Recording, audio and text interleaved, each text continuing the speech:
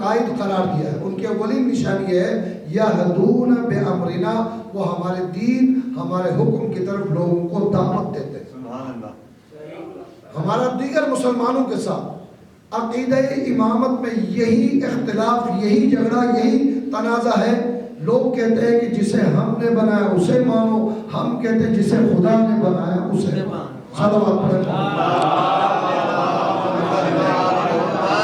آیت کا ترجمہ مکمل کروں اور حدیث کی ایک دلیل بھی آپ کی خدمت میں عرض کروں.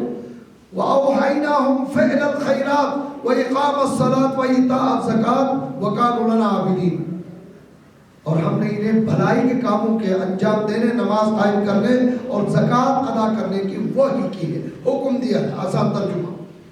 اور اس مقام و منزلت پر، اس امامت اور رہبریت کے مقام پر ان کو فائز اس لیے کیا کہ کانوا لنا عابدین، یہ ہمارے سچے عبادت گزار بندے تھے. صلوات پڑھیے. بار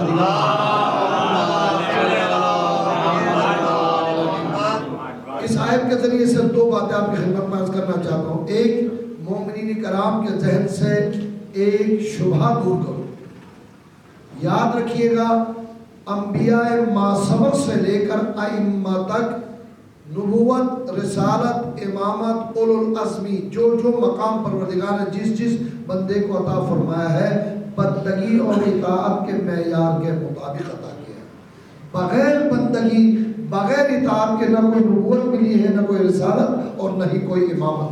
لہٰذا اس آیت نے واضح الفاظ میں کہا یہ امام اس لیے بنائے گئے ہیں کہ یہ ہمارے سچے عبادت گزار ہیں. وَكَانُوا لَنَا عَابِدِينَ. ان کے عبادت کا کیا کہنا. فریضے کے بارے میں کوئی سوچ سکتا ہے کہ وہ مستحبات، نفل چیزیں ایک رات میں ہزار رکعتیں بجا لاتے ہوں، وہ فرائض کی ادائی میں کبھی کوتاہی کر سکتے ہیں.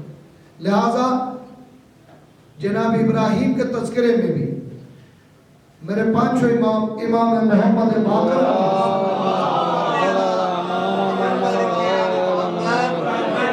5 منزلیں بیان کی ہیں خاص روایت کے اندر. جناب ابراہیم کا سب سے پہلے بندگی میں امتحان لیا گیا. یہ کیسا ہمارا بندہ ہے جب بندگی میں فَأَتَمَّهُمْ کا جواب ہے نا، امتحان 100% کامیابی سے سر کیا تو ہم نے انہیں نبوت دی. پہلا مرحلہ نبوت میں امتحان لیا، کامیاب ہوئے، رسول بنائے. رسول میں کامیاب ہوئے، اولو العزم رسول. بچوں کو بھی یاد ہے کہ 1,24,000 نبی ہیں، 313 رسول ہیں، ان میں صرف 5 اولو العزم ہیں. اور جب اولو العزمی میں بھی صاحب عزم پایا تو پروردگار نے انہیں خلیل بنایا، خلت، دوستی عطا فرمائی. اور 5ویں نمبر پر دوستی میں بھی انتہائی کامیابی حاصل کی. پروردگار نے کہا وَجَعَلْنَاكَ لِلنَّاسِ إِمَامًا، میں نے تمہیں لوگوں کے لیے امام قرار دیا. کیا سوچنے کا مقام نہیں ہے؟ نبی کے موقع پر نہیں مانگا، رسالت کے موقع پر نہیں مانگا، اور اولو العزمی کے موقع پر نہیں مانگا، اور خلت کے مقام پر خدا سے نہیں مانگا. جب کہا تمہیں لوگوں کا امام بناتا ہوں، کہا قَالَ وَمِن ذُرِّيَّتِي، کیا اے پروردگار یہ امامت میری اولاد، میری ذریت کو مل سکتی ہے؟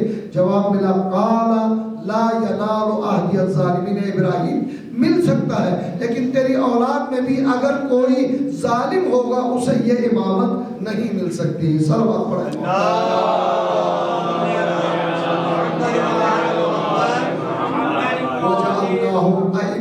يهدون بأمرنا وأوحينا إليهم فعل الخيرات وإقام الصلاة وإيتاء الزكاة وكانوا لنا عابدين.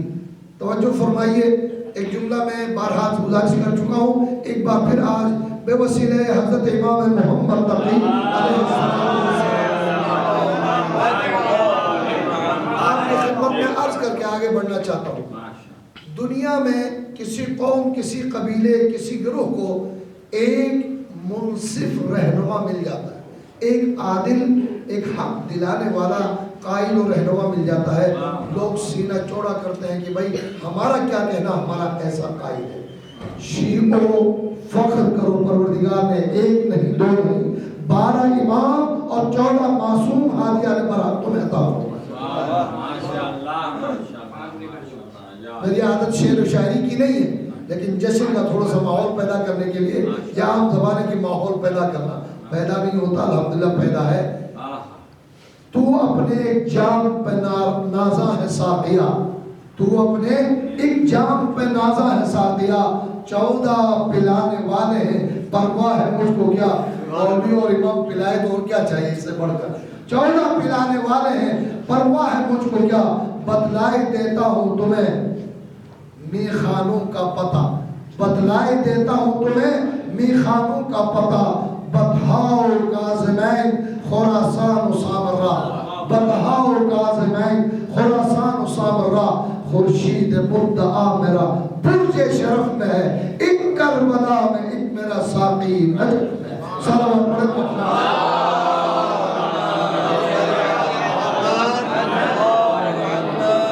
جس طرح کاروبار کے قسمیں بتا رہا تھا کہ کچھ مکروہ کاروبار ہے، کچھ مستحب کاروبار ہے، کچھ حرام کاروبار ہے. پینے اور کھانے کی چیزوں میں کچھ حرام ہے، کچھ مستحب ہے اور کچھ واجب ہے. میں یہاں مستحب اور واجبات کی بات کر رہا ہوں، حرام پینے کی بات نہیں کر رہا ہوں. انشاءاللہ بات سمجھ رہے ہیں. شاعری تخیل میں یہاں ساقی اور پینا حقیقت میں رہنمائی اور ہدایت کی طرف اشارہ ہے. اے دنیا والوں، یعنی ترجمہ اس طرح سے عرض کر سکتا ہوں، دنیا والوں تم کسی ایک رہنما پہ فخر کرتے ہو، میرا کیا کہنا کہ میرے پروردگار نے مجھے 14 رہنمائے برحق عادل امام مجھے عطا فرمایا. لیکن پروردگار نے دیکھے اس کی شان یہ ہے، کسی کو خراسان میں جگہ دی، کسی کو سامرہ میں جگہ دی، کسی کو کاظمین میں جگہ دی، کسی کو کربلا میں جگہ دی، کسی کو نجف میں جگہ دی، کسی مدینے میں دی. جہاں جہاں جہاں جس طرح سے جو مومن جیسے ممکن ہو ہمارے کسی حادی سے منسلک ہو جائے، دین و دنیا کو سنوار دے. صلوات پڑھیں.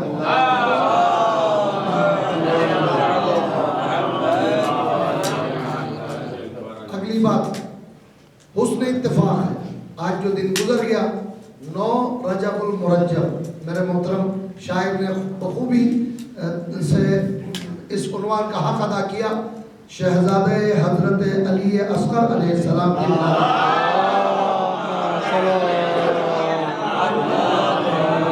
آج کی شب اور کل کا دن 9 امام سلسلہ عصمت میں 11ویں معصوم حضرت امام محمد تقی علیہ السلام.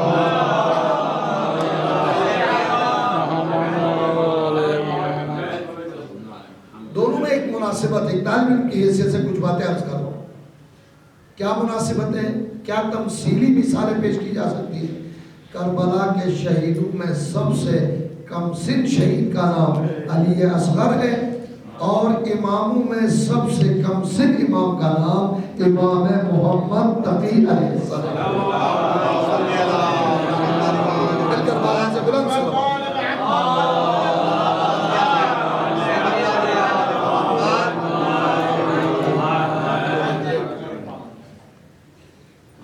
امام علیہ السلام کی زندگی میں ایک بہت بڑا تشویشی مسئلہ پیدا ہوا تھا. آپ پریشان نہ ہو، عصمت اور عظمت کے بارے میں کچھ عرض نہیں کر رہا ہوں. لوگوں میں تشویش کی. کیا؟ سن مشہور تاریخ 10 رجب سن 195 ہجری 9 امام کی ولادت کی تاریخ. مشہور قول کے مطابق قیل و قال کی باتیں اور بھی ہیں. 29 ذیقعدہ سن 220 ہجری شہادت کی تاریخ ہے. 220 اور 195 ٹوٹلی 25 سال کی عمر.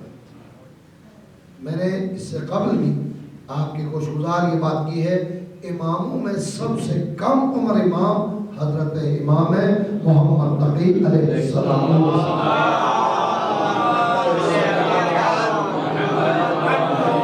اگرچہ 14 معصومین میں شہزادی کون ہے، عمر سب سے کم عمر ہے، کم ہے، اور 18 سال تاریخ نے معین کی. کم عمر ہونے کے ساتھ ساتھ یہ مسئلہ بھی درپیش تھا، خصوصاً مومنین کرام کے لیے، کہ 195 ہجری کی ولادت کے بعد 203 ہجری ماہ سفر میں 8ویں امام کی ہم شہادت مناتے ہیں. 17 سفر ہو یا آخر سفر ہو، 203 ہجری 195 203 7 سال کی عمر. قانون خداوندی ہے، ایک امام جب دنیا سے گزر جاتے ہیں شہادت یا موت کی وجہ سے، تو پھر دوسرے امام کا نمبر آتا ہے. 8ویں امام گئے، دوسرے اس کے بعد جو امام ہے وہ آپ کے فرزند میرے آپ کے نو امام امام محمد تقی علیہ السلام۔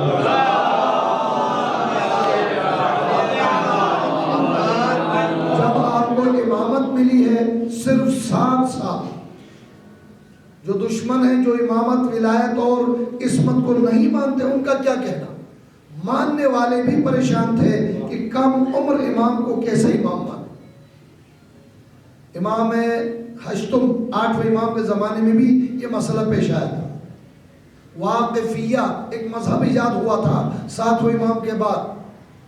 7ویں امام کی طویل قید و بند کے بعد کچھ من گڑت روایتیں پیش کر کے لوگوں نے 7ویں امام کو امام آخر قرار دیا تھا، جیسے ہم 12ویں امام کو آخری امام مانتے ہیں، اور 8ویں امام کی امامت کا انکار کیا۔ یہی مسئلہ 9ویں امام کے زمانے تک تھا۔ ایک واقفی نظریے کا شخص آیا، 8ویں امام سے سوال کیا، فرزند رسول آپ کے بعد امام کون ہوگا؟ حالانکہ اس کا عقیدہ نہیں ہے، لیکن امام دلیل دیتے ہیں، اس کا نظریہ درست ہو جاتا ہے۔ 8ویں امام سے سوال، فرماتے ہیں خدا نے خواستہ کل کو آپ کا انتقال ہوتا ہے تو آپ کے بعد ہم کسے امام مانیں؟ یہ بات ہو رہی تھی کہ 9ویں امام حضرت امام محمد تقی علیہ السلام تشریف لائے۔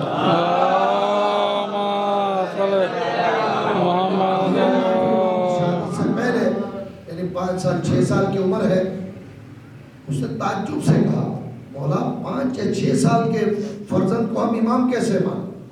امام نے قرآنی دلیل دی ہے۔ یہ حسن اتفاق ہے کہ پچھلے مہینوں میں جماعت الاول جماعت الثانی میں جناب سیدہ کونین کا ذکر کرتے ہوئے میں نے حضرت مریم اور جناب عیسیٰ کا تذکرہ کیا تھا۔ جب جناب